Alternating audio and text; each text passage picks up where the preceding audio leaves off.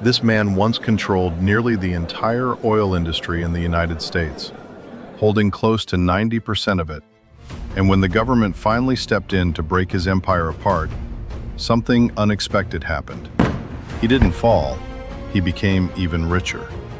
This is the story of John D. Rockefeller, a man who rose from poverty to build one of the most powerful monopolies in history and became the world's first billionaire.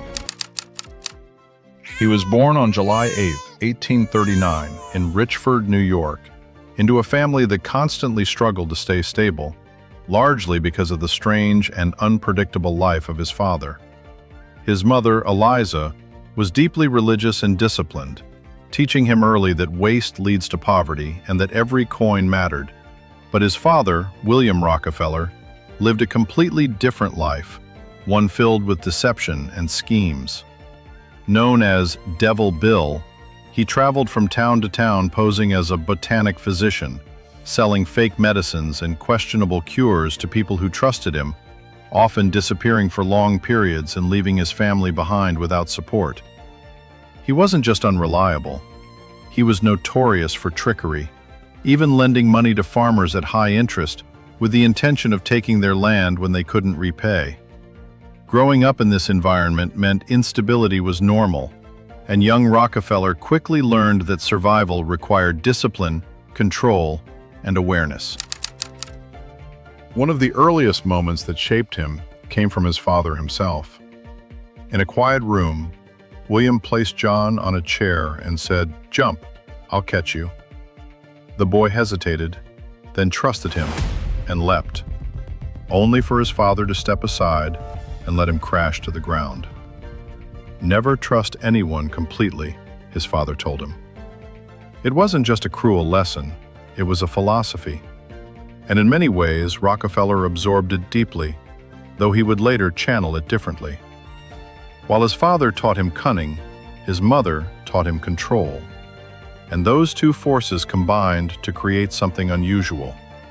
A boy who was both cautious and calculating. Even as a child, he began earning small amounts of money, raising turkeys, selling produce, and even lending small sums to neighbors, carefully tracking every cent, not because he had to, but because he believed money itself represented something important, something measurable and reliable.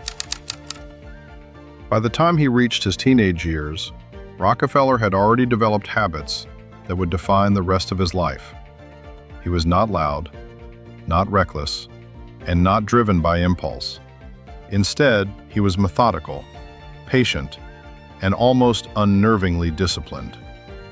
At 16, he enrolled in a short bookkeeping course that lasted only a few months, but he treated it with absolute seriousness, mastering the principles of accounting with precision.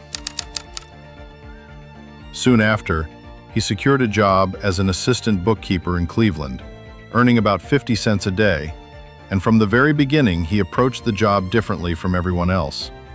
Where others simply worked, Rockefeller studied.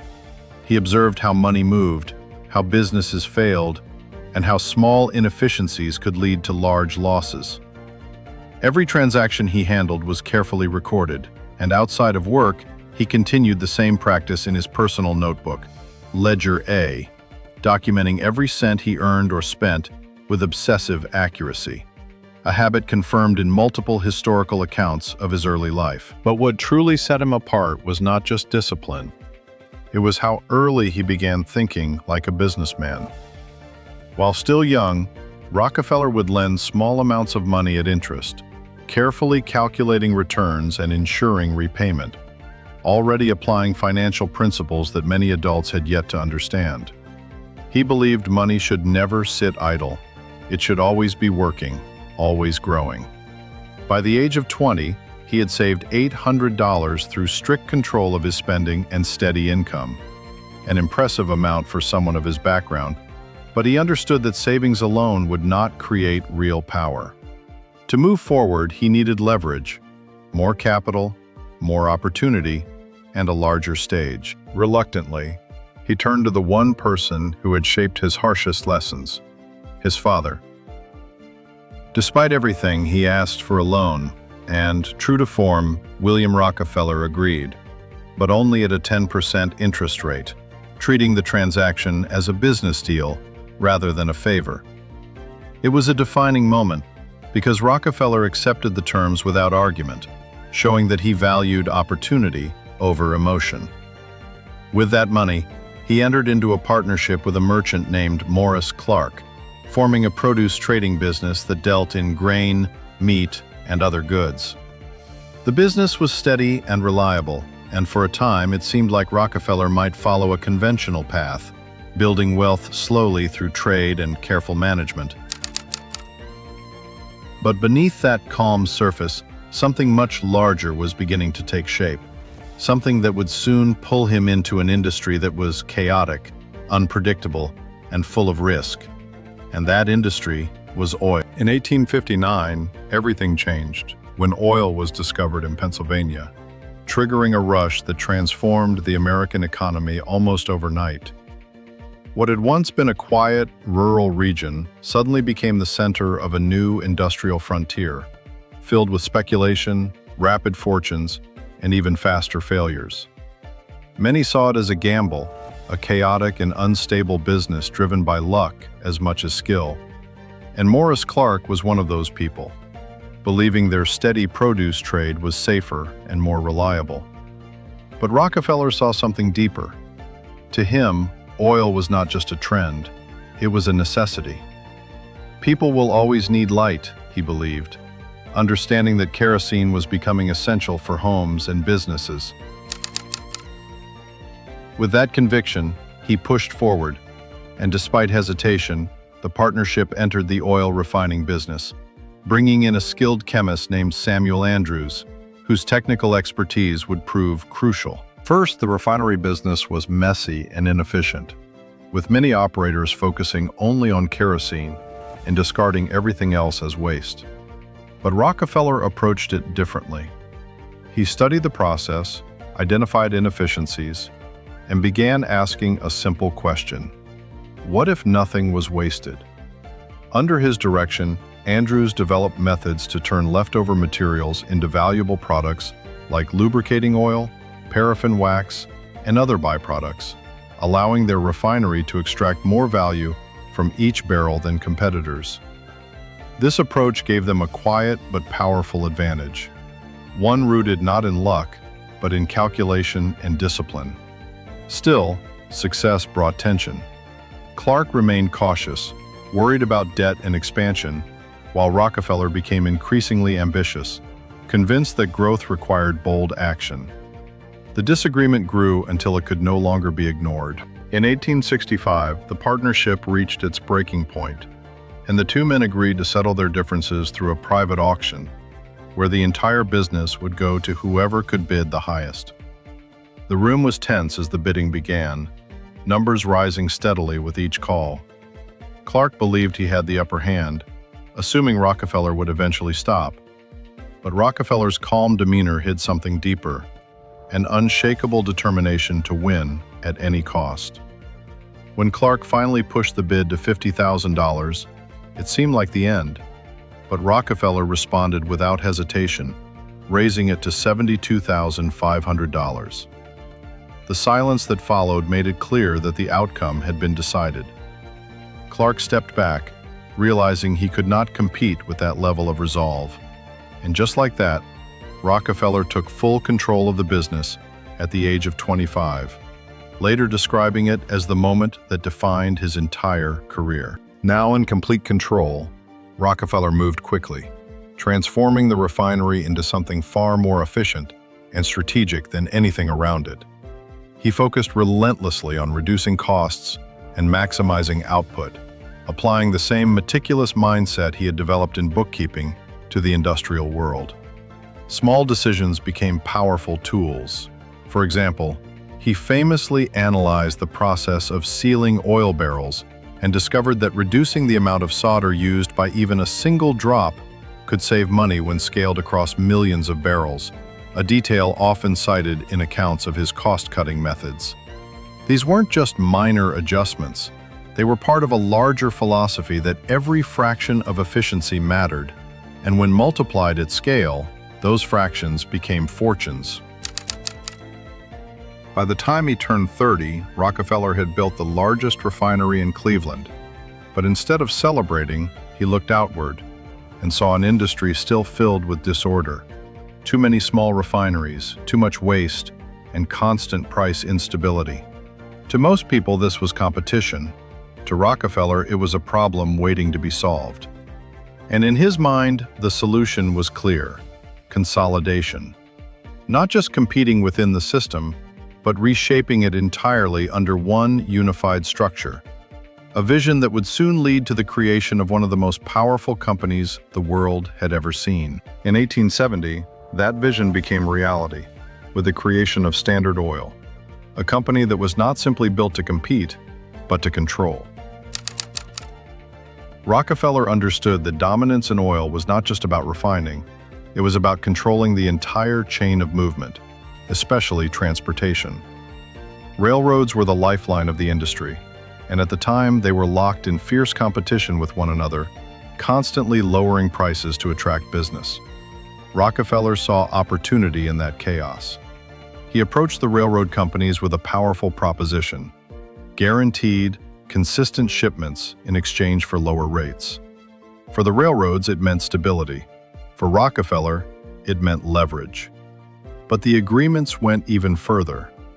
Through arrangements later exposed, he received rebates on his shipments and, more controversially, drawbacks, payments made to him based on the shipments of his competitors.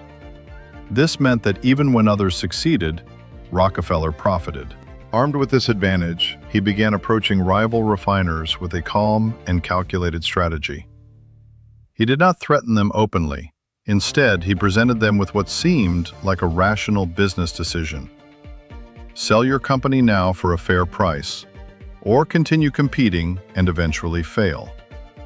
Many resisted at first, believing they could survive, but the pressure mounted quickly. Costs rose, access to transportation tightened, and profits disappeared. One by one, they gave in. In what became known as the Cleveland Consolidation of 1872, Rockefeller acquired the majority of the city's refineries in a remarkably short time. An event that shocked the industry and drew public attention. Although backlash followed and some of his railroad arrangements were dismantled, the outcome remained unchanged. He had already secured control. From there, Rockefeller expanded his strategy beyond Cleveland, applying what would later be called vertical integration. He didn't just refine oil. He controlled the barrels, the storage facilities, the pipelines, and even the chemicals required for processing. By owning every stage of production and distribution, he reduced dependence on others and made it increasingly difficult for competitors to operate. Independent oil producers attempted to fight back, even building pipelines to bypass railroad control. But Rockefeller countered with legal challenges, strategic acquisitions, and persistent pressure until many of those efforts collapsed.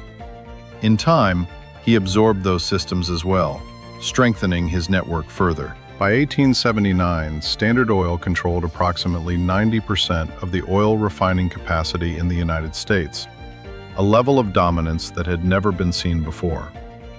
To manage such a vast and complex organization, Rockefeller and his associates introduced a new legal structure in 1882, known as the Standard Oil Trust.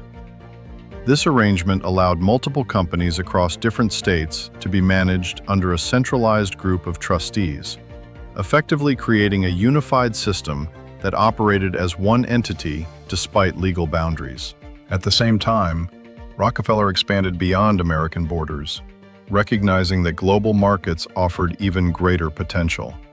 He aggressively reduced the price of kerosene, making it affordable to millions, and in some regions, his company distributed lamps at little or no cost, ensuring long-term demand for the fuel. This strategy helped bring light to households that had never had reliable illumination, fundamentally changing daily life for many people. It was one of the few aspects of his empire that blended profit with a broader societal impact. But while his business reached its peak, Rockefeller himself began to decline physically. Years of pressure and relentless focus took a toll on his health. He suffered from digestive issues, extreme stress, and eventually lost much of his hair, becoming increasingly withdrawn from public life. Despite this, he maintained strict personal routines and continued to emphasize discipline, often reinforcing his values through small gestures, such as giving coins to children and encouraging habits of saving and responsibility. As his public presence faded, scrutiny of his empire grew stronger. Among those who took a particular interest was journalist Ida Tarbell, whose father had been involved in the oil industry and had suffered during its consolidation. Driven by both professional determination and personal history, she conducted an extensive investigation into Standard Oil, examining records, interviewing insiders, and uncovering details that had previously remained hidden. Her work was published in a series of articles that captured national attention, revealing the inner workings of Rockefeller's business practices and shifting public opinion against him. This growing pressure eventually reached the federal government, where Theodore Roosevelt had begun advocating for stronger regulation of large corporations.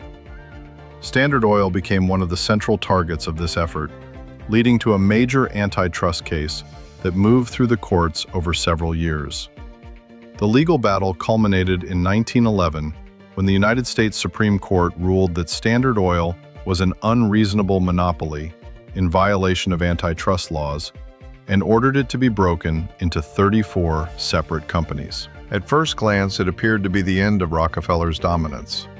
The company he had built over decades was dismantled, divided into smaller, independent entities. But the outcome revealed something unexpected.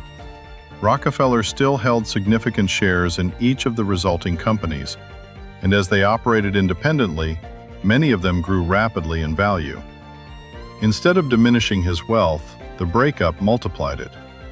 The combined worth of his holdings increased substantially, turning what seemed like a defeat into one of the most remarkable financial outcomes in history. On May 23, 1937, John D. Rockefeller died at the age of 97, just short of his personal goal of living to 100. By that time, his legacy was firmly established, not just as a businessman who dominated an industry, but as a figure who transformed the structure of modern corporations and influenced the course of economic history.